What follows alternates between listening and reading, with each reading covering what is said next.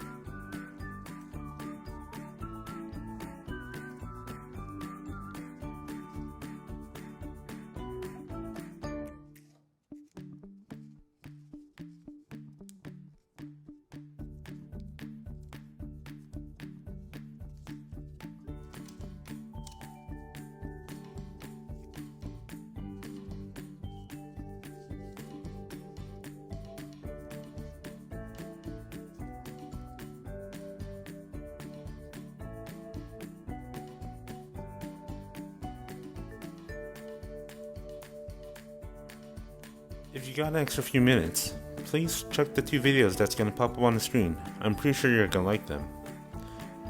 If you like the video, please like and subscribe. It really helps the channel, and I'll be delivering more videos like this every single week. Once again, thank you for watching, and see you next time.